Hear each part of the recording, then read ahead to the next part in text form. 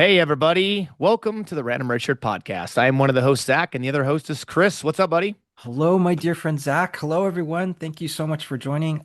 Awesome to see you as always, Zach. So glad to see you. So glad we get to discuss this. Welcome back you've been busy. Welcome back from your travels. Just great to have you back and glad you got to watch the episode. I watched the episode and how have you been doing? Good, man. I'm tired. Travel was Yeah. fun. Took my son to the National Sports Card Convention in Chicago. It was exhausting. 290,000 square feet of vendors and athletes and all this like crazy, online social media stuff. And I mean, it was insane. Very tired, but we had a blast. Father-son trip was excellent, and happy to be back. And just watched the new episode of Strange New Worlds that we're going to talk about, and whew, it was a doozy. it Yeah. was, Yeah. it was wild. A lot to talk about there, but how about you? How have you been? I've been it's beautiful up here in Alaska. Beautiful Alaska day. So I've been working hard, doing a lot of that, traveling like all the time, like as you know, but um was able to do a lot of outside housework and chores over the last few days. So really grateful that the weather was cooperating, so able to do that. So that was good. That was Nice. good. It's been And hot. yeah. It's been hot. It's been real hot. Although I was surprised, went to Chicago and it was actually cooler there than it is here, and it rained the second to last day and then part of the last day. It was really weird, but we Mm, were inside the whole time, so it really yeah. wasn't a big deal. But Yeah. Special yeah, trip. I'm glad you got to do it. Special same. trip. Yeah, I agree. Very expensive trip. Very expensive trip. We've been saving for quite a while Yeah. to make it happen, right? And have some fun and get some cards, open some stuff, have a good time, and yeah, I think I'm hoping that it will be a trip that James will always remember. Something that I mean, at being 10 years old now, I mean, that's you're at that age now where things should you start remembering things now. So hopefully, it'll be something he'll enjoy and he'll have pictures from it and everything too. So it was That's good, awesome. but.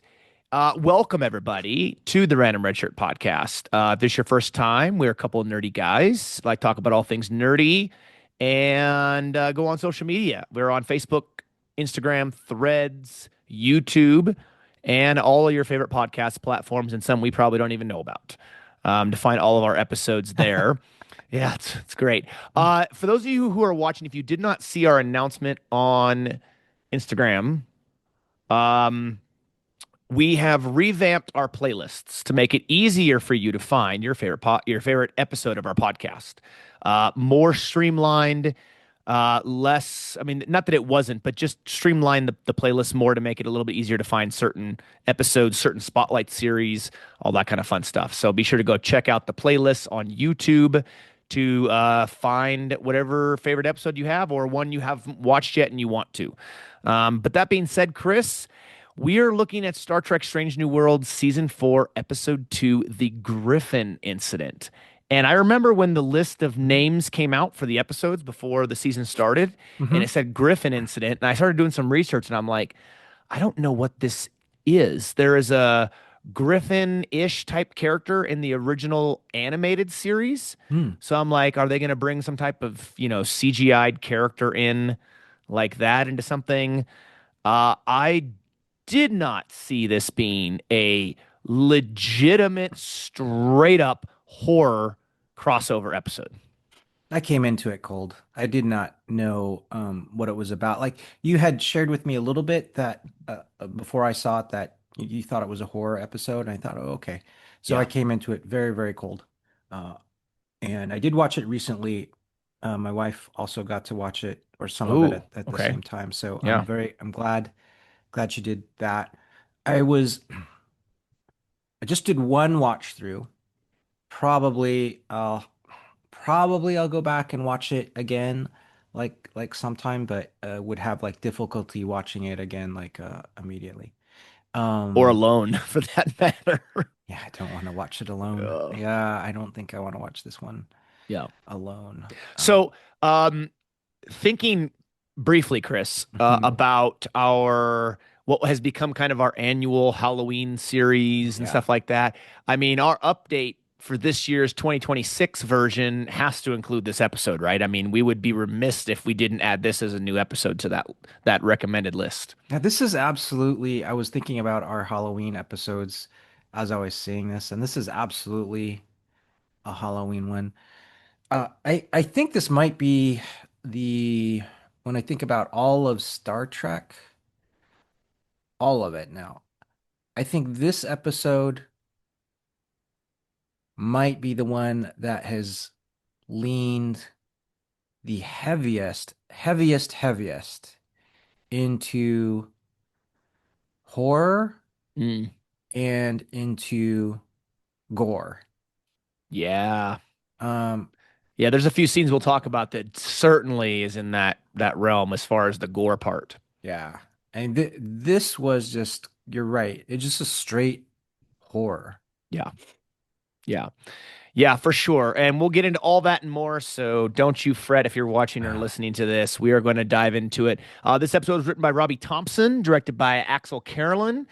And this episode starts out, I would say there is really no light teaser that's part of this episode, right? Before the opening credits and opening song, theme song and everything. This is, I think, even from the first shot of the shuttle and the noise in the background that you hear with just the shot of space. As soon as that starts, it's eerie. As soon as it starts, it's creepy, and there's no let up really. There's one or two little funny kind of anecdotal comments Spock makes, I think, when they first go on the Griffin, but for the most part, there is just about no let up. There's no little like, oh, we're going to cut to a lighthearted moment and then we're going to jump back into it. It was straight unsettling from the entire beginning. And that's the start of this shuttle scene where we get La'an, Spock, and Kirk, who are apparently coming home from some sort of conference. They're coming back from a future leaders conference, which makes sense, right? So Yeah. they're they're future leader conferences. Yeah. I'm sure we it's the same type of conference you and I would have gone to, right? And then we come back and and then and then we're back. Yeah. There's maybe a funny moment where they're in the shuttlecraft and Leon makes a comment to Spock saying, you know, do you always backseat read sensor readings, Oh, Spock? And yeah. Yeah. Yeah. but That's funny. but the choice of the primary characters in this one, Leon and Kirk and Spock. So I mean, there's a lot of intentionality with this choice of them, right? You know, like Leon has um, uh, romantic history with versions of not with this particular version of Kirk, but with the alternate timeline version of Kirk. So there's the kind of tensions, romantic tensions between Spock and Leon and Kirk there. Um, so there's a good choice of characters to primarily focus on here. Yeah. It And was definitely intentional. Otherwise, why would the three of them be together? I mean, yes, there's a conference yeah, of future leaders, right? But otherwise, why would the three of them go together, right? yeah. And oh, by the way, Kirk just so happens to be, catching a ride back with Enterprise from the conference to what's the name of the ship he was on that he's been Oh, assigned to? yeah. He's now the first The officer, right? hood? But The hood? Not the yeah, hood. might have been the hood, yeah, something like that. Yeah. Yeah. And you'll get a little bit more backdrop on Kirk. So apparently his son David is has been born and David is a baby. And so he obviously doesn't get to see David much, but he's in the background there and he's obviously thinking about David the whole time. So Yeah. there's some backdrop there. So let's talk briefly about that because in this opening shuttle scene, there's that little toy that comes out, right? And Lon asks about it, and he said, I think he said it was a gift for his son or something. And remind me so that I'm not way off. In Star Trek 2, I'm sorry, Star Trek 3, does Kirk know he has a son? Does he know David's his son? Three, Star Trek 3, Yeah. the movie. Yeah. Oh We yeah, yeah. we He knows like, in Wrath of Khan. In Wrath of Khan, he learns that David is his son, like when he beams down to Or the when he meets Carol Marcus. Like, yeah, oh yeah, that's right. Okay, sorry, yeah, Rathacon. Yeah, yeah, okay. But that's when he learns it, right? yeah. That That's when he learns. but he Yeah, didn't know that before. He didn't correct. know. Yeah, Yes, so this is a huge break in the canon, it right? is a break in a canon. Yeah, Because in this they're saying Kirk knows his son, has met his son as a baby, and is around his son. But in Wrath of Khan and then Search for Spock, he learns that David is his son, but didn't know before. yeah. So this is a huge break. I think this is going to be a hot button topic for this episode with Trek fans. I, This is a huge shift away from canon. Maybe one of the biggest shifts we've seen from Strange New Worlds. I think so too. And I'll reflect more on like how I feel about it. I really like the original canon on Kirk not knowing, Yeah. on Kirk kind of discovering right there, like, oh, I have a son, because he that's a big part of his character in Star Trek 2 and Kirk, like, because Kirk is trying to come to grips with his age and Yeah. his, his not wanting to be obsolete, so yeah, that's good. We'll talk about them more in the future, I'm sure. Agreed. Agreed. So this is a very interesting opening. I love the lighting of this entire episode. Hmm. I thought that the director Axel Carolyn did such an amazing job directing this because I thought the lighting was incredible. Obviously on the Griffin, making the eeriness and the flashing lights and it was beautifully lit to really set the tone and the feel. And honestly, that even starts on screen with the opening shuttle scene and the way they shot it and whatever they used for the coloring or whatever that is, whatever the terms are, right? Just to give it that, I don't know, that little extra dark kind of creepy feel to it. Yeah. Yeah. The lighting was very good.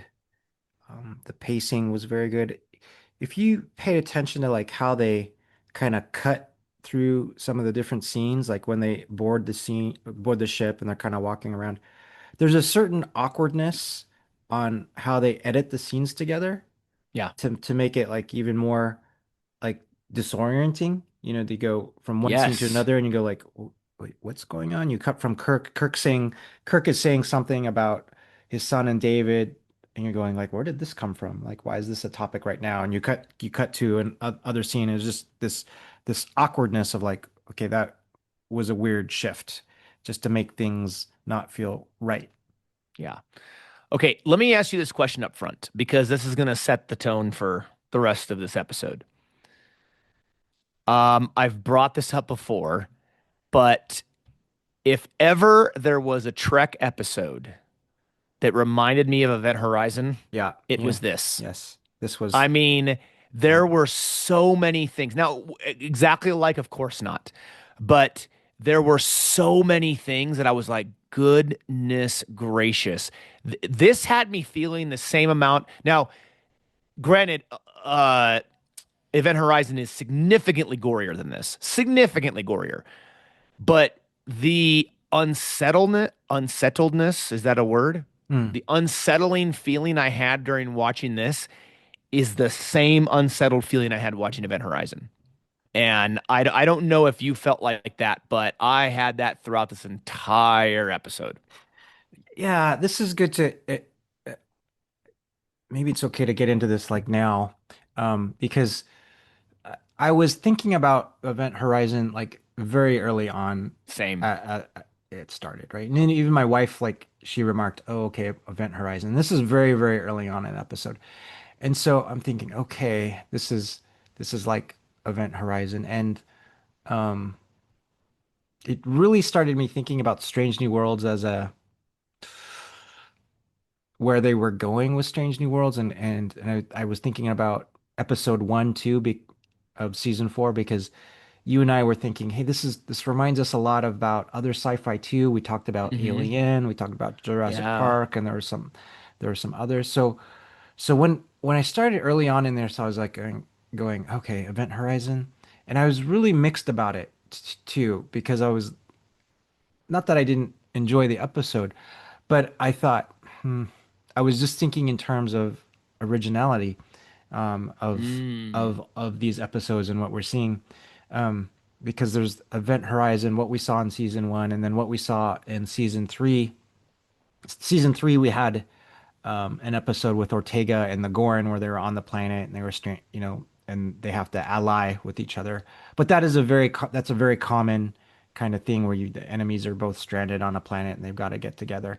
And so Yeah. when I started thinking about Strange New Worlds as a whole, I was like going, okay, not that I don't like this particular episode, but I'm going, yeah, they are really pulling from a lot of different existing sources right Yeah. here, like and using that. So yeah. I think science fiction as a whole tends to lend Mhm. itself to um, being inspired by other work. Mhm. We see that throughout all of science fiction, right? I mean, everything from Star Trek, Star Wars, Starship Troopers, you name it, right?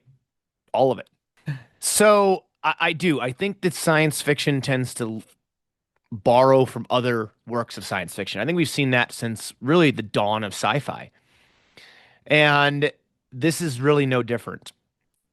Event Horizon is the one of those movies where you see it once, you go, okay, I don't have to see it again. Uh, but this movie felt so much like it. I don't know if that was their intention, but this movie felt so much like it, and I will give them mad credit because they did an unbelievable job from the writing and the directing to give you that uneasiness. And I think you made a great point. What I seem to be intentionally awkward cuts to make you feel as disoriented as the characters do on board the Griffin. Mhm. And I'll be completely honest with you, Chris.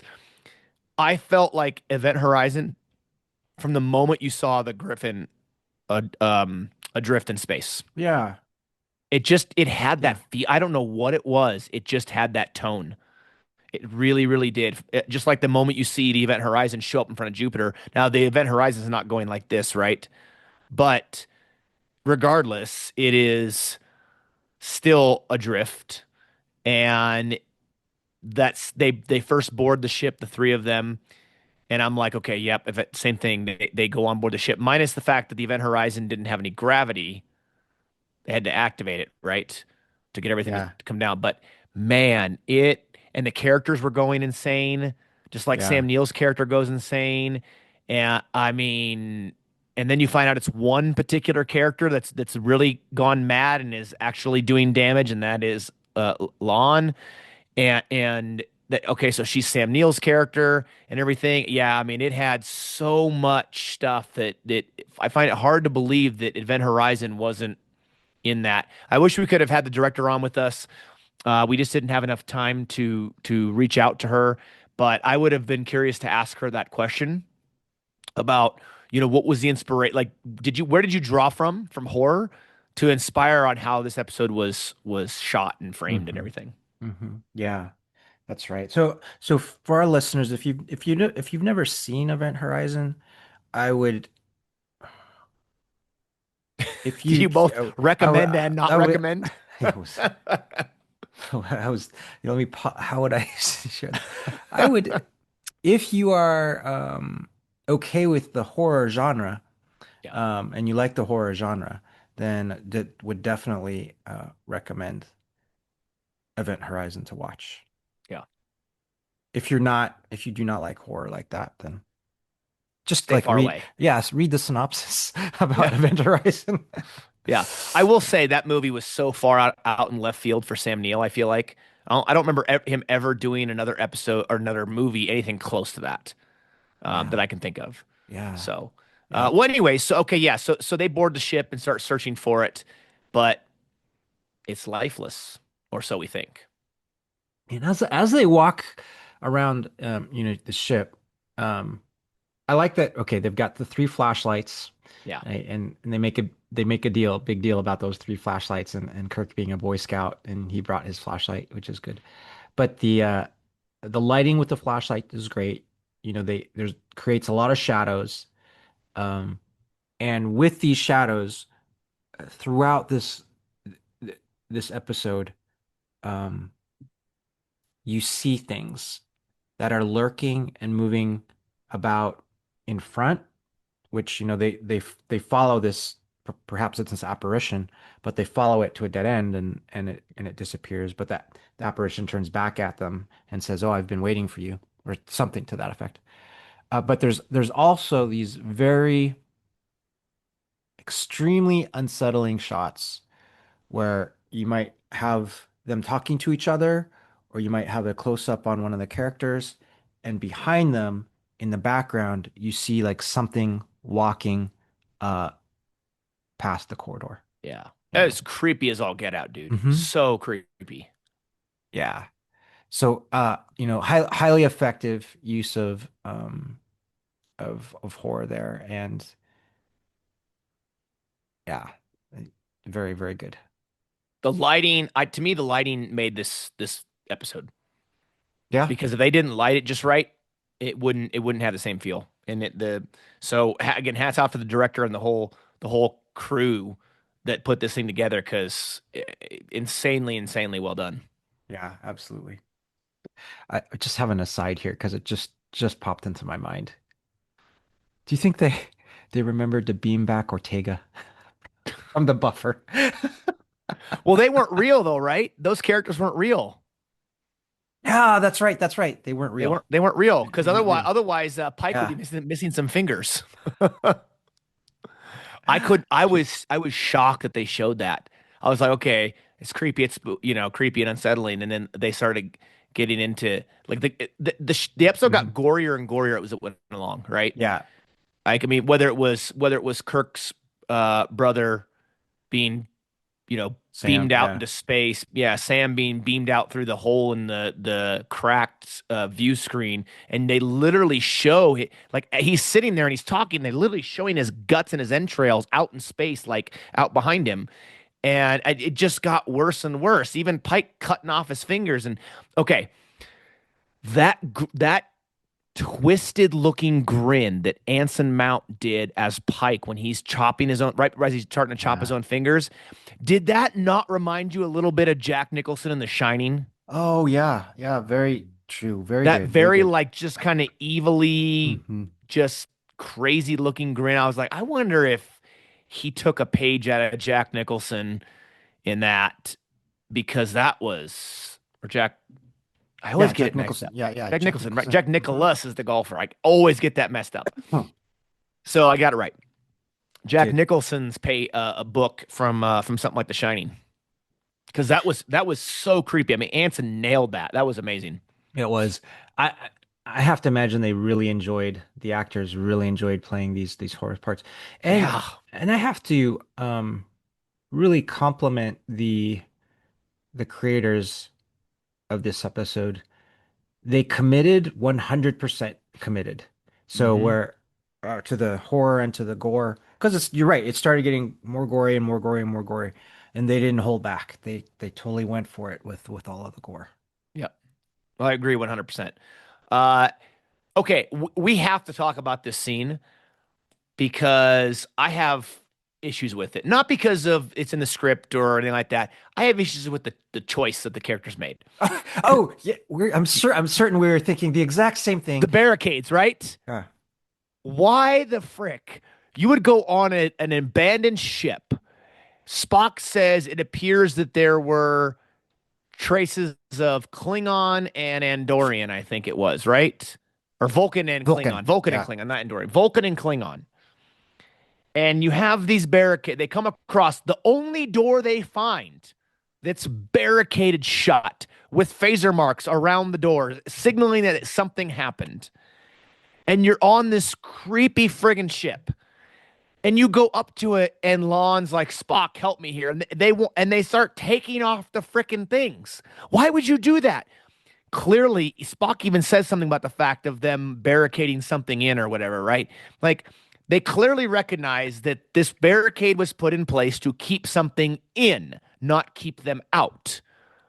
Why, for the love of all things holy, would you take those off? I, honest to goodness, Chris, I thought when they were going to take it off, the doors were going to open and we were going to see all these crazy zombie monster things Oh yeah, come out. yeah, That's what my yeah, thought was going to be. I did yeah. not expect it to open and the sick bay be completely empty Completely and there was empty. nothing in there. Yeah, yeah. Very, So very effective to be empty, though. Yeah, yeah, a yeah, 100%. Because that's more like what you got after, and I think it's you put it perfectly, which is it's disorienting, yeah. right? It's like wait a second.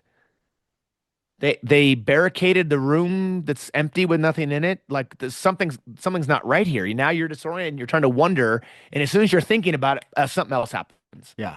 So I think that was perfectly stated. Is that the same thing you were thinking about? So, yes, it was one of the things I'm thinking about, and I'm gonna go like, let's talk about okay, the we're gonna talk about the bad choices, right now. There were We're many. so okay, I'm not even back. I'm gonna back up a little bit too. Um, when they're on the shuttlecraft and they discover the Griffin, I Mhm. would say if you and I were on the shuttlecraft and we discovered the Griffin, you know what we would do? We'd be like, Signal for help. yeah, let's call for help. Let's Yeah. call the Enterprise. Let's see what's we're Yeah. gonna wait. We're gonna hang on. We're gonna let people know that we found this thing, and let's get some like all the cavalry in the backup. One. Yeah. Let's say we were foolish enough to beam on. And you're I right. don't think Yeah, I yeah. don't think we would, Chris, We though. We wouldn't. We definitely would wouldn't never be have done. done No, it. We no, would no, not, we no, would no. not have beamed Creepy ship floating in space with no lights on. Not my thing. Nope. on. We would not have like unbarricaded like a room and going, oh, like we No. should really like take off all of these barricades. And we would have not have split up. Whose idea is like to split? Why? Really, like rule. This is a high rule. This is like a very Yeah. important rule. Why? Yeah. Why split up? No, you don't. You do not split up. But why was like Lon apparently decided she was in charge of the landing party? I mean, doesn't Kirk now technically outrank her from a rank Oh, only oh, perspective, right? oh, oh. Maybe Why you're was it right. Yeah. her? Why did she decide to Mm. I guess she just decided, oh, okay, I'll take charge. That's a Spock great certainly point. wasn't. Yeah. Spock was too busy with his little wand trying to scan everything. Yeah. Negative ions, negatively Negative, charged yeah. ions. Yeah. Negative, yeah. It reminded me of Ghostbusters. I'll be honest with you, but yeah, yeah. Okay, yeah. So first mistake, you said beaming on board the ship. We wouldn't have done that. Yeah. Second mistake, opening the barricade. What's another bad choice we would not have done? Yeah. The splitting up. We would not have split up. Splitting up. Yep, that's Ever. right. Like, No. why? So I had to pause. I paused it. I paused the episode. And I paused it and then I looked around and I go to myself, like, why on earth would they split up? Because only bad things happen when you split up. So I didn't pause it, Chris, but I literally said out loud, "Why are you guys going into different places alone? Why are you doing this?" I had the same thought. Yeah. Yeah. Absolutely.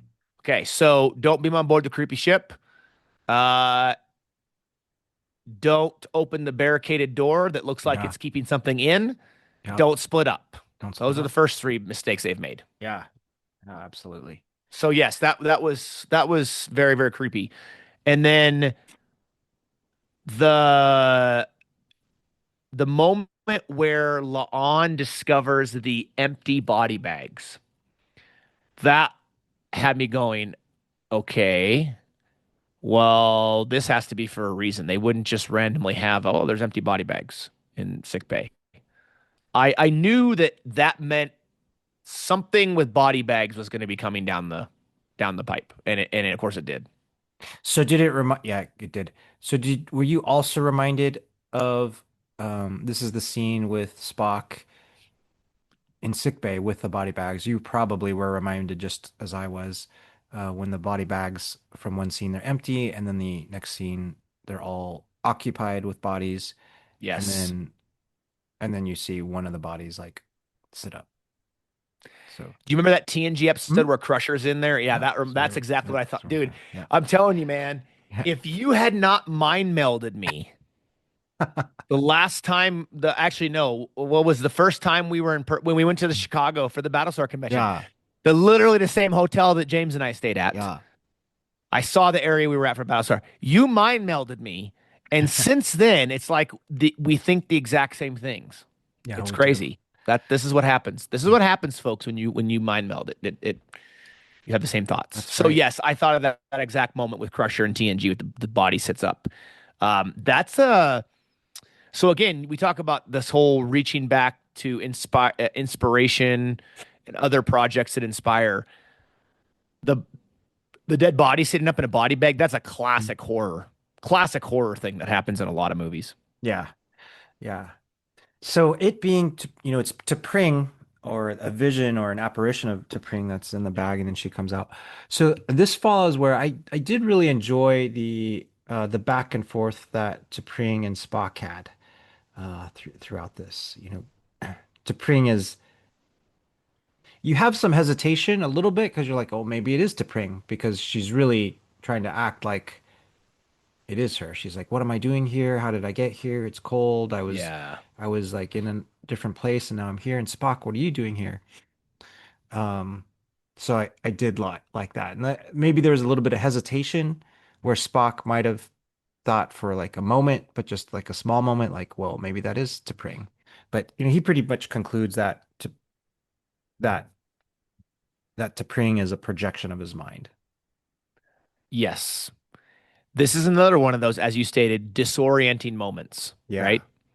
Because because oh, the kitty cat. Yeah. Um, it's another disorienting moment because I believe before T'Pring pops up and you so the body quote unquote sits up, right?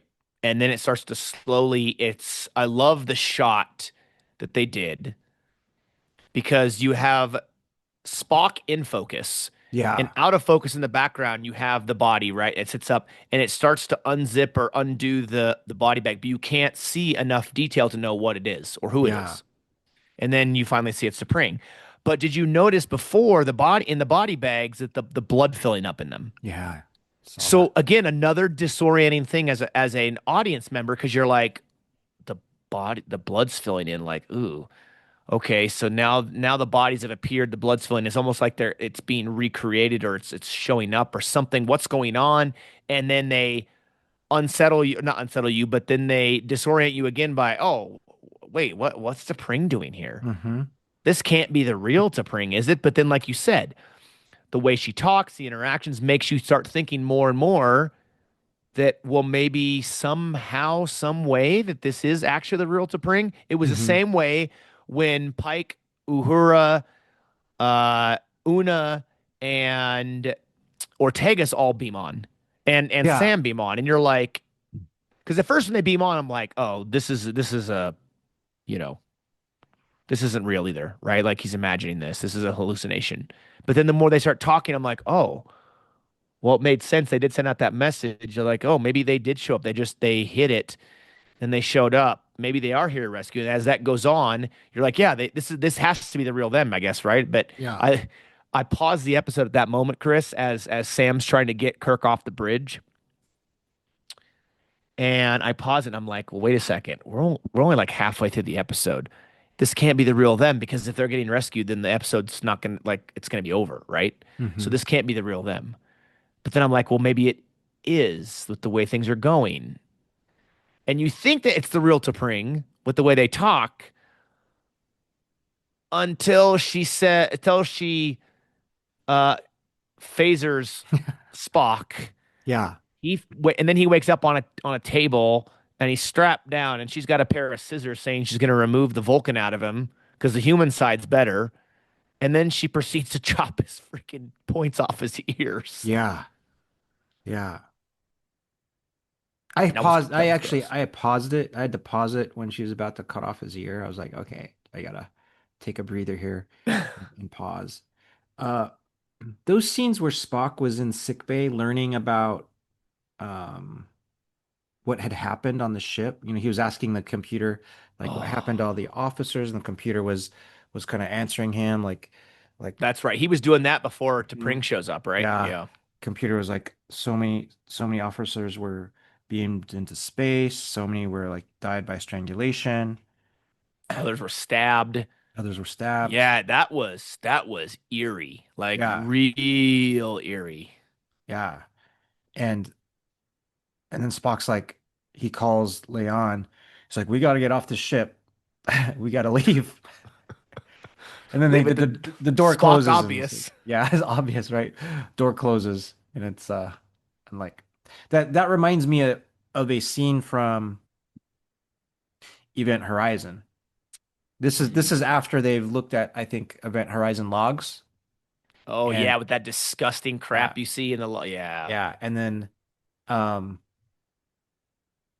I think the captain, who is Lawrence Fishburne, says, Yep. I think his reaction was, "We are getting off this ship." He says that, right? So it's like the same kind of feeling there. Yeah, and Sam Neill's character, which I equate to Lon, he Mm-hmm. doesn't want to leave the ship, right? It's his ship and he found it and all this stuff, and he doesn't want to leave.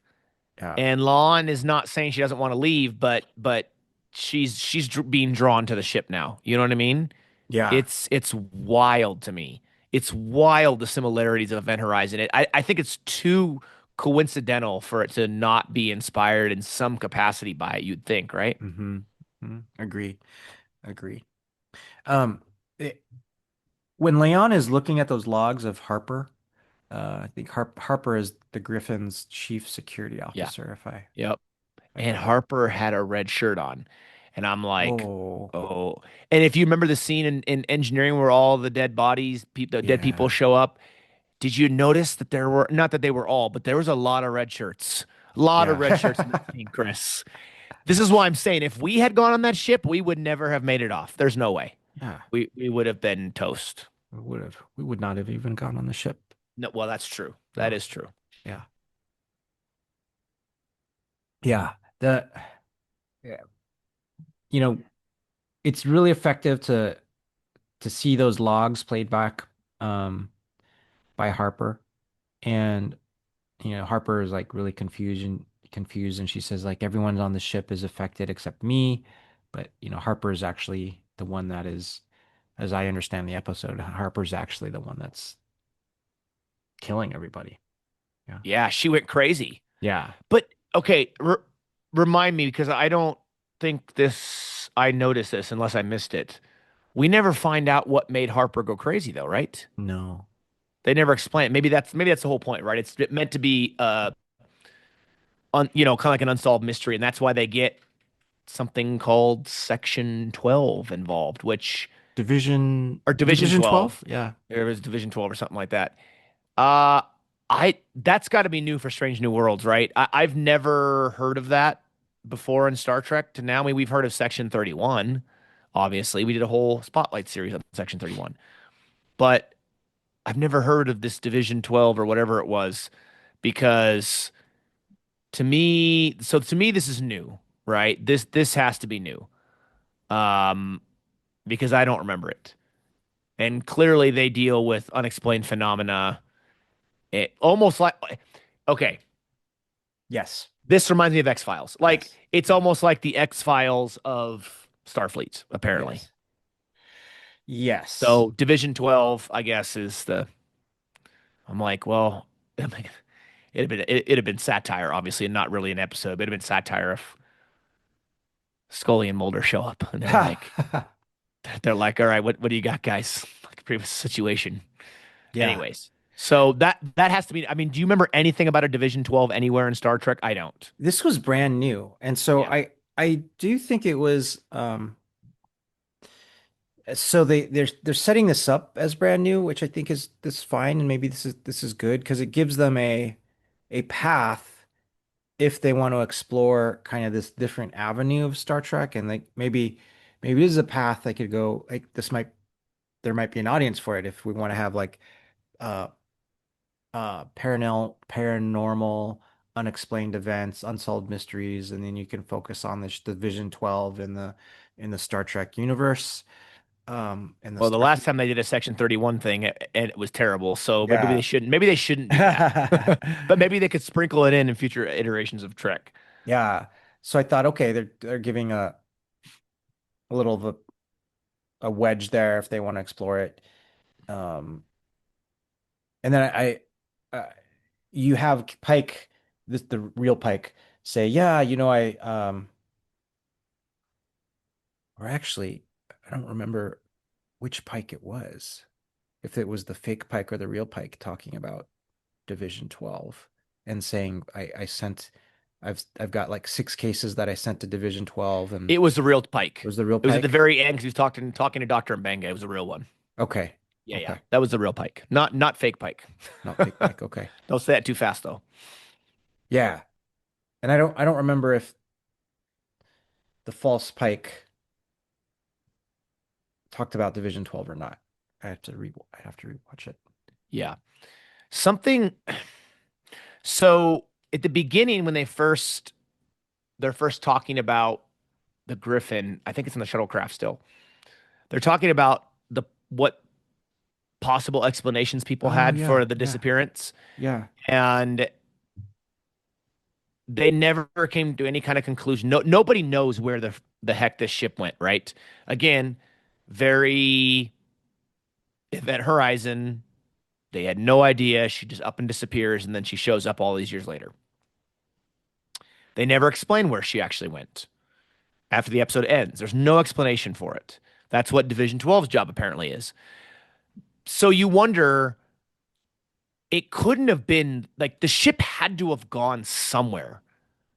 It had to have been in something where some alien being, some paranormal influence affected the ship or affected Harper. Maybe Harper went on a away mission and came back and was affected by something, and that in Mm-hmm. turn made her crazy, and then she went nuts on the ship. And Mm-hmm.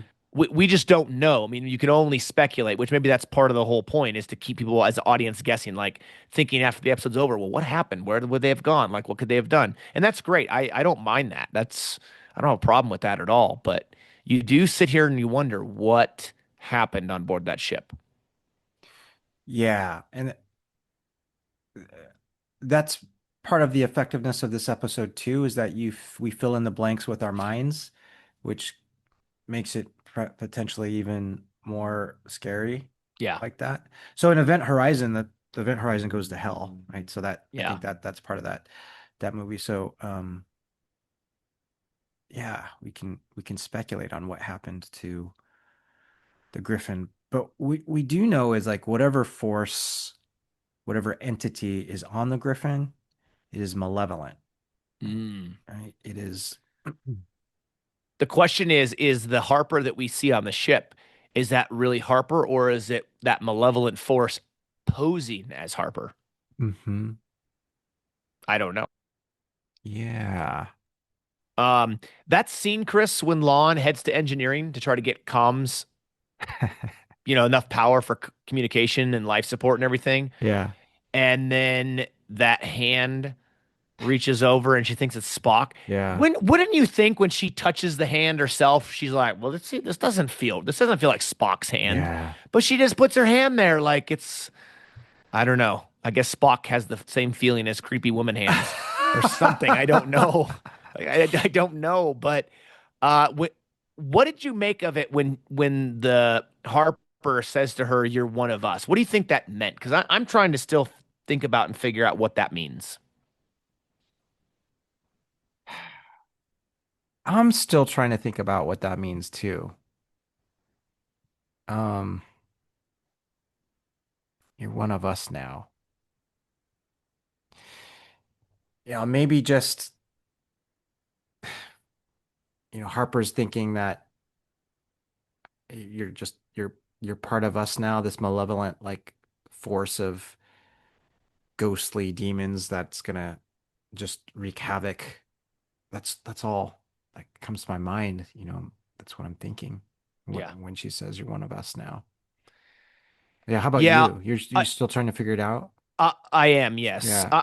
The only thing that makes sense to me is because as the episode goes on, right, La'an starts to allow the ship, or kind of lets her guard down and allows the ship or the malevolent force or whatever it is take over, take her over, right? Yeah.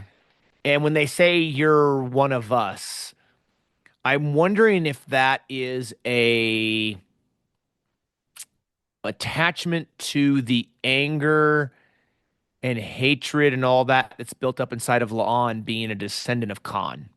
Because they are, in a sense, referencing her lineage in this episode. And there's a reference to it in the pilot, the premiere episode, so the episode one of the season, right, where they go back to it. They briefly go back to it after she punches the dinosaur. There's a reference about her lineage and being, a descendant of Khan. I'll bring this up now because this was a thought when I was watching this. The first two episodes are very heavy around. Well, this episode was very heavy. Lon was like the center focus of this episode, right? Hmm.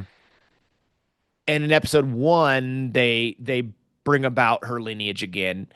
I'm The first two episodes have me very, very concerned about where this is going with her and what's going to happen to her. I've said it Hmm. for a while now because she's not a TOS character that I have concerns that something's going to happen to her. And I'm hoping it's not she's going to end up dying or sacrificing herself or getting killed or, whatever, right? That it's going to be something she just goes off and rides off to another assignment or something. Hmm. I have very real concerns. Now, I'm not saying that something's going to happen to her in season four, but potentially by the end into season five, it doesn't. It seems like they keep hinting at something. That's what Hmm. I'm trying to say. Hmm. Having a hard time getting my Yeah. words together because my mind is pretty fried at this point from all the travel and my trip. But um, yeah, I really think that this is hinting at something, but I don't know what that is yet. But it There, worries me. there is a scene in here, I believe, that the entities are saying to Leon, don't they say something like "You're not a real con"? Yeah, They they reference her reference last it. name, Yeah, yes, right? exactly. Yeah. Yeah. So yeah, we'll see what you're right. We'll see what that means. What is And that any supposed and any time that her full name is referenced in Strange New Worlds, when they're like, "Oh, Laan Noonien Singh," to? Hmm. that is intentionally meant to to jump into her lineage, right? Yeah. So to me, that makes sense. Uh, and to me, that's intentional. It means something, right? Yeah. So now where they're going with that, I don't know. I'm not sure. Uh, Also, Jim Kirk has some hallucinations as well because he continues to hear David crying throughout this episode. Yeah. Uh, That scene where you see the little baby hand come up from the console on the bridge. Hmm. That was that was freaky. And, Yeah. And and by then that point, Kirk is very affected by whatever force is on the ship. yeah, yeah, and he goes in and he's digging through the console and trying to find the baby and calling out David, David, David. But it is Yeah. almost as soon as they beam on, he's hearing um the baby cry. Yeah, very quickly. Yeah. It was right because it was right as Spock and Lon are making a grave misstep in taking down the barricade on the door. So that's very early in the episode, right? Yeah. And he thinks he hears a baby cry and he turns, he starts walking away. And, because Lon before she says, you cover our six. And he doesn't cover their six. He Yeah. starts walking down the hall and he's like, he thinks he hears a baby crying. Yeah, that's right. Um, you- which makes me think about something about particularly these three characters and their experiences that, they come on ship. So the ship is or they're experiencing their fears, each of their individual fears. So Kirk's Kirk's afraid that he's going to be a very neglectful father for David. So that immediately like shows up. Leon, I'm thinking like the in the teaser for this episode, uh, um, in episode one, there's this comment to Leon from either from Una that says, "Are you gonna kill us all now?" And Leon says, "Oh, I don't think so." So Leon Mm, ends up like being the one to like kill everyone. And she's trying to kill yeah. Kirk in this episode. Like she's succumbing to that. Yeah, go ahead. You got a thought? No, that's a really good point you made because I think if you're talking about them facing their worst fears, Laon's fear is that she's going to end up turning into a Khan Noonien Singh type, right? She's Hmm. going to end up succumbing to her lineage. And I think that's where you see that very prevalent in this episode with Hmm. the slicing of what you think is Uhura's arm Yeah. and the actual real Kirk, Jim Kirk, being stabbed, that she stabs. Yeah, they're definitely succumbing to their worst fears, and that is very prevalent. With Spock, his fears, I guess it's what that he loses his Vulcan side. He's losing his Vulcan logic or his Vulcan side, and he's succumbing to his human emotions. Is that? I mean, that kind of would make sense, right? Because his part of his ears get chopped off, and then he's getting cut out, his heart cut out, where they, you know, Una starts to prepare him to not Una, T'Pring starts to cut open his uniform and prepare him to have his, you know, Vulcan heart or whatever cut out. So maybe that's his he's facing his worst fear there. Yeah, it is one of those. It's like it has to do with his identity, either being half human, half Vulcan, because that she's yeah, he's you know T'Pring saying, "Hey, no, your greatest strength is like your half human side, right?" But Hmm. so it's cutting off his ears. Yeah, it's some yeah, his fear is like i- in, inherent with like who he is and his identity since he is Yeah, half human, that's half kind of what I Vulcan. was thinking. Hmm. Hmm. Yeah, for sure. Um, and then the whole like the Ortegas beaming out into space, or you think they're gonna she almost beams out into space and they beam her into the transporter buffer, which we all realize is, those characters aren't real, Yeah, right? They're more of an yeah. imagination. But again, that's another way of Lon is quote unquote killed her or tries to kill her, but doesn't. So maybe it's something like that, succumbing to their fears. And you have Lon waving this knife around and going absolutely crazy, and she stabs him. And then you have, I had to pause it. I paused it oh, right there when that happened, like bam. And I was like, oh, yeah. I gotta take a break. I paused it. I'm like, oh gosh, I'll Well, come back did to you this. think that Kirk could have been like a fake Kirk for Lon, or the fact that Lon might have been a fake Lon for Kirk, if that makes sense? Like I was like, there's no way she actually just stabbed the real Kirk because we know he's not gonna die. We know that, but I was a bit confused. This is I'm so glad you mentioned this early on. This is a really great point, and it's really changed my view of this episode, where it's all of the things and the twists and the turns and the constant guessing of the audience to keep you completely and utterly confused. And what was the word you used earlier? I used awkward, Disoriented. I disoriented. think is what Yeah. you. Yeah, yeah, disoriented. You find yourself. You get to the end of the episode, and the episode ends, and you're like, I was disoriented the entire time. Like I was not sure who was what and what was who and up from down and back from right and left and all that. Hmm. I wasn't, sh when Pike and Una and Ortegas beamed aboard, I wasn't quite sure who could see who. Like, obviously Kirk could see them, but like when I wasn't sure could Spock actually see them too, but like he could because he was interacting with them too. And I think Leon was too. So they're all like interacting with these like apparitions or forces, whatever force that was, like that disguised itself as Pike, Una, and Yeah. Ortegas. So they could all commonly see them. Yeah. There's a moment on the bridge between Kirk and Faux Sam, Oh, uh, Sam, yeah, talking about their father. yeah. And that had me thinking there's another canon break, right? Because Kirk and Oh, his yeah, yeah. brother don't, if I remember correctly, they don't really know their father too well because he dies, right? At a Hmm. young ages. And it's turned out that, you know, Kirk's father is not a very good dad. He's gone all the time, right? And he brings stuff back, these trinkets and everything. And Sam makes a comment, well, faux Sam makes a comment about how, yeah, I mean, I got a million of these things at home. And they talk about all the stuff he missed because was not a present father. Hmm. Hmm. So there's, I think, another canon break there where, okay, so clearly or Jim Kirk and Sam Kirk both are old enough to remember and have been around that their father was not present enough. Yeah. So that was Yeah. interesting.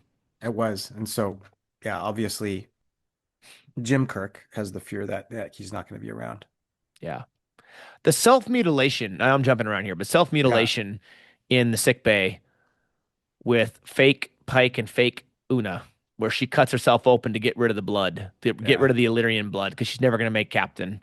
And then Pike deciding to chop his fingers off like he was doing to the vegetables was very disturbing.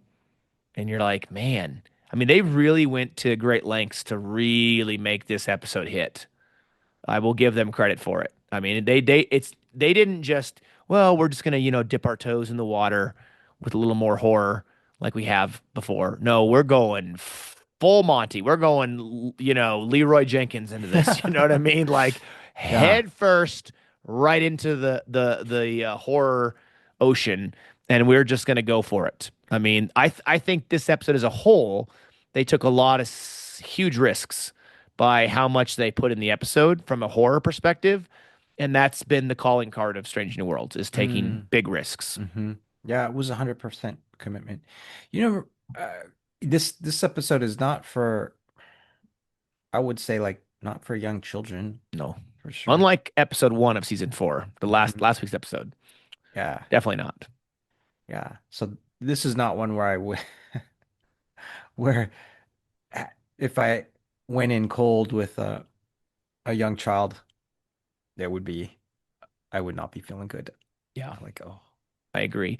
Did this episode obviously it made us feel uneasy and so forth, but did this episode make you feel claustrophobic a little bit? Like you're on the ship, right? As the audience, you're watching it, but you feel just very crammed and secluded and in close quarters. You're not able to get out of places, and I certainly think there was a bit of a feeling there too.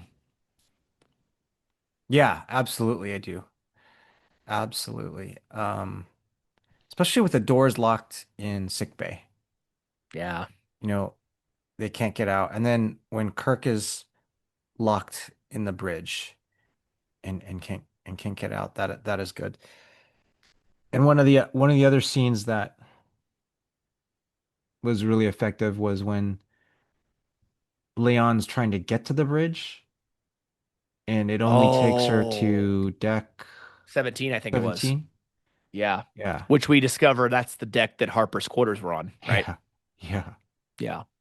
Yeah. That that scene every time when the turbo lift doors would open and it's that eerie, creepy shot with what looks like, I don't know, like a really thin bed sheet or something all over the place, right? Hmm. And you have what looks like a hallway or something going into it, and the way it was lit. I mean, man, just an outstanding job that they did by making this the feel and the atmosphere the way it was.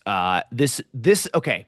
I would say this is an episode I could see myself absolutely going back to and rewatching on Halloween night. Like for Hmm. real. It's Hmm. that's that level of creepy. Especially that end scene, Chris, where the Griffin was being towed away by the another Starfleet ship that had come to tow it away, and Lon looks out the window, and you see the pan in to the window on the side of the saucer section of the Griffin, and there is what you would assume is the creepy Harper, and she puts her finger up like this over her mouth. I was almost to be like, be quiet, don't say anything. That was that was freaking creepy. Okay, so my thought is, okay, here's another bad mistake that we wouldn't make, Chris. We've talked about three or four of them now. We're gonna add another one here at the end. Why don't they just fire some torpedoes at the ship and blow the friggin' thing up?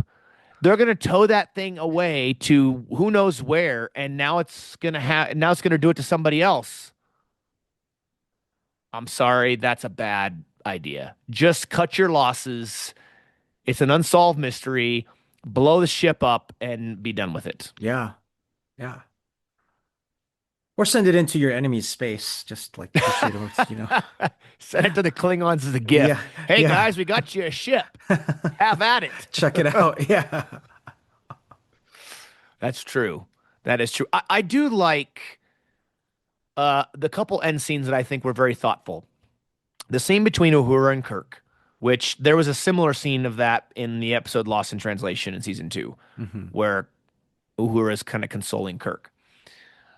I think that was a nice touching scene where Uhura goes out of her way to get the comms relay set up that he can call back home and talk to Carol and Yeah. um, David. I also like the fact that Pike wrote his report to not be damning against Lon, Yeah. to not ruin her career. He didn't lie in the report. He just felt that maybe some of the details weren't that important. Yeah. And I think he really went out of his way to kind of take care of her. So I thought those were two in an episode that's rampant with horror and gore and everything else. Those two scenes were very touching at the end. I thought were a nice way of getting after the final, I the agree. final part of it. I agree. Those were a couple of nice exchanges too, as well as the exchange between Spock and Nurse Chapel. And when she came and put his ear back on. She Star Trek ways sew his ear back on, right? Yeah. Yeah. That was Your nice girl touching. Chapel has been in such small, almost nothing of these first two episodes. Yeah. Just minor part. Minor Very but minor important. parts. Yeah, Very yeah, important that she had to restore Spock's ear. So that yeah. was Um, so there's a couple things I do think kind of Easter eggs that we should mention, right? The yeah. first one is if you caught it when it was mentioned that Carol Marcus apparently got like her dream job. Well, her Oh, dream job was Project Genesis, right? yeah. So that's a nice little Easter egg tied at Rathacon Yeah. when that was referenced and hinted at. The other one I noticed, I don't know, I'm assuming you did too, was the fact that Jim Kirk says he was a Boy Scout. Well, Yeah. in Wrath of Khan, Carol Marcus says Jim Kirk was many things, but he was never a Boy Scout. Yeah. So I thought Notice those were that. some nice little touches to reference in Wrath of Khan. Yeah, I agree. I, I agree. That was pretty neat that they touched on that. Did you feel like this is what I'm thinking about a lot about yeah, I mentioned it on episode one. I said, does it feel like Star Trek? Not that I didn't like the episode, but Right. did it feel like Star Trek? Then episode two, I'm posing the rhetorical question to myself as I think about this. Does it feel like Star Trek? The, the part of the reason I asked that of myself is I'm thinking through all or as many horror kind of themed or scary themed episodes of Star Trek throughout the different series, and they all, as far as I can recall, kind of end up with some sort of explanation or phenomenon or scientific phenomenon or explanation of like what's what's going on. Like the episode of Enterprise with the zombie Vulcans, like there was uh right? Yeah, there was a scientific explanation that the show had for why that was happening.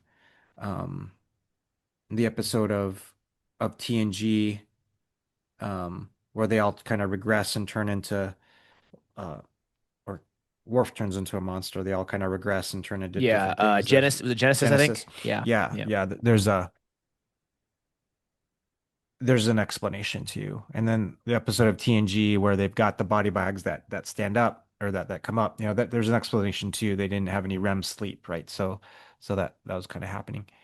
This episode of Strange New Worlds, there's no explanation. Kind of like, and it's just different. It's just it's different from kind of what I've observed or experienced from other Star Trek in the past.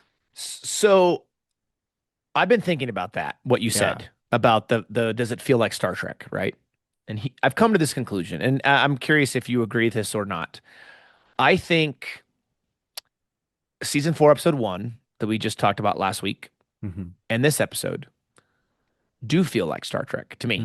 Hmm. They feel like new Trek, New Trek. new Trek, and that's not a diss. It's just new Trek does have a different feel than Legacy Star Trek, what TOS to Enterprise. I think and you are 100% spot on, Chris, with the like spooky episodes we've talked about, even the haunting of Deck 12 on Voyager. By Hmm. the way, we've reviewed a lot of these episodes. You can find them in our Hmm. Halloween series uh, playlist on YouTube. So be sure to go check those out if you want to watch some of our episodes we've discussed, or go watch the Trek episode and listen to our thoughts and kind of sharing the experience. Even haunting of Deck 12 had an answer right at the end as to what happened. I would say though, Chris, with this episode, I think I think it's better without an explanation. Hmm. With the way it ends so creepily and it hauling off, and then you see the creepy woman in the window again. I like the way they left it unsettled, scientifically or otherwise. I don't think the way they did it would have worked in Legacy Trek, but for New Trek, I think it works. And I honestly, I really liked this episode from the perspective of what it was. I liked it for what it was. Is it my favorite episode of Star Trek ever? No. But for what it was and the horror aspect of it and the creepiness and the unsettling and everything, I thought they absolutely nailed it. So my hat's off on that regard. Very nice. Very nice. Yeah.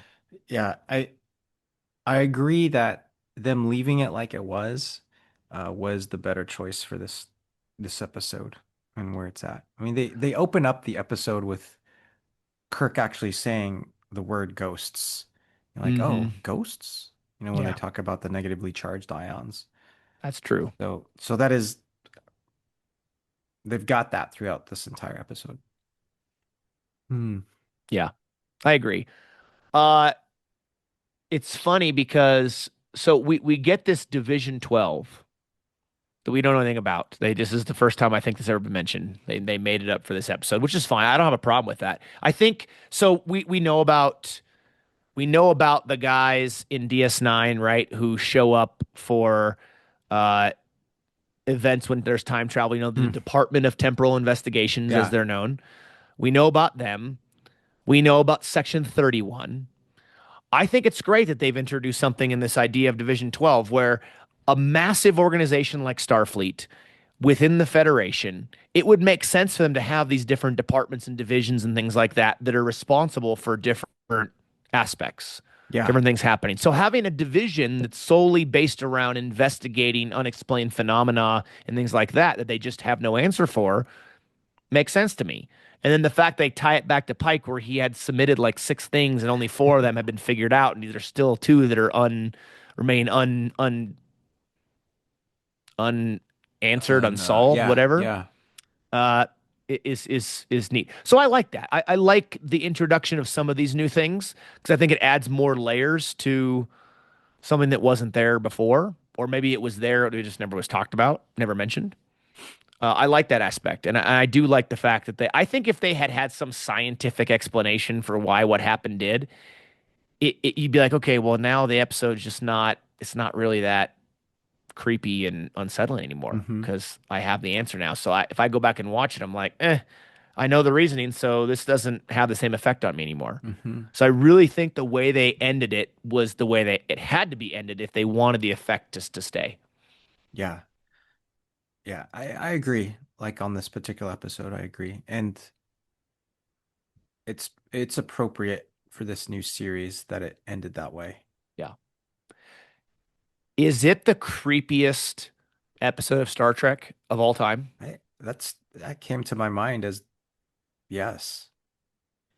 And this just went completely 100% like into the horror genre, into the mutilization and gore genre. Um, Yeah. straight just like Event Horizon. So Yeah. there's not another episode of Star Trek like this. Right? There are other movies like this, but not like not Star Trek like this. Yeah. So I think uh, this may draw in like another audience too, to that people that really enjoy this genre, and they might be drawn in and interested. So from that perspective, it's a good thing and it's a positive thing. And like, hey, draw on this like draw on this other potential audience to watch Star Trek. I agree. The only episode that came to mind for me that would come close to this as far as the gore factor for Star Trek would probably be the zombie Vulcan episode.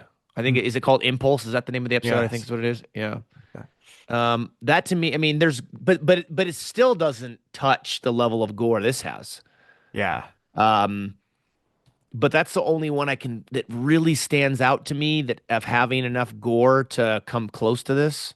I don't know, but it's certainly the most gory episode of Trek I think I've seen that I can remember.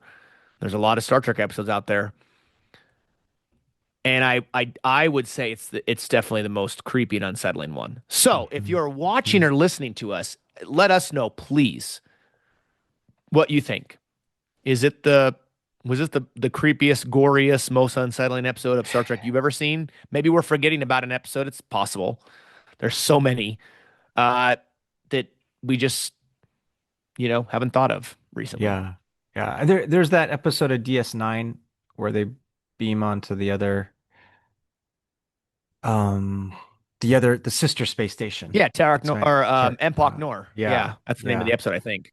But even But there's that no one's gore in good. that, I don't That think, one's right? gore. I can't Yeah. remember really any gore. I mean, you see a little bit of injury to Garrick maybe or one of the Cardassians maybe, but there's not this level. I mean, Trek didn't dive into this type of stuff back then in the 90s. Oh. It This really is didn't. this is this is brand new. Yeah. And honestly, as long I mean, we don't know what's going to the future of Trek, what's going to happen post season 2 of Starfleet Academy and post Strange New Worlds ending. We don't know what the future looks like yet. But what I can probably say with pretty good confidence is that any new iterations of Trek we get in the future, as far as shows, not movies, but shows, I would be surprised if they didn't continue to have more episodes like this in the future. Hmm. I think this is a part of new Trek moving forward Mm-hmm. because in my opinion, they've broken the gory horror barrier Mm-hmm. in new Trek. And so I think that this is a thing that will continue to happen down the road. Okay. Okay. Again, just my own Yeah. opinion. Yeah. I don't have any insider information or anything crazy like that. I'm not that special. But yeah, this was a very, very different episode. Very, very out there, creepy and unsettling. So if you're in the mood to be spooked out and creeped out and you want to feel uneasy, turn the lights off and watch this by yourself. Cause it will get you. And then put Event Horizon on for to wrap up the evening, I guess. Or vice versa, whatever. Uh, Double but yeah, feature. Yeah. yeah, right. Exactly. So, well, anyways, everybody, again, as always, we want to thank you so much for watching and listening. Be sure to go on Facebook, Instagram, and Threads. Check us out there. Follow us there. Go on to YouTube. Subscribe if you haven't already to find the video version of this episode and many others. And then every episode we've ever done is on your favorite podcast platform, all the way back in May of 2021 to now August of 2026, just over 5 years, my friend. Yeah, it's been amazing. We've done so many, it's gone by in a blink too. It's been insane. And I can't wait, dude. When we get a chance to do some content from Star Wars Celebration next year, that's going to be epic. It's gonna be a lot of people. How Dude, are we it's going to gonna, be. how are we gonna make our way through the sea of people? I was Jeez. thinking, have you ever seen the movie Mission to Mars with Gary Yeah. Sinise in it? Yeah. Yeah. and they have to exit the spacecraft, and they're all tethered to each other. Oh We should tether yeah. ourselves. We should tether ourselves to each other. That way, we won't lose each other. That's a good It'll be a idea. sea of people, Yeah. a sea of people. Some needing deodorant, others not. No, I'm just kidding. Be- But yeah, there'll be a sea of people for sure. Yeah. But it'll be awesome though. Being there for the 50th, getting to celebrate Star Wars. It's going to be a blast. That'll be in April of next year. So Yeah. looking forward to that. But all right, well, again, thanks everybody so much. As always, be sure to stay tuned for more Star Trek Strange New Worlds season 4 episode reviews with us coming soon to a screen near you. In the meantime, take care, and we'll catch you next time right here on the Random Redshirt podcast.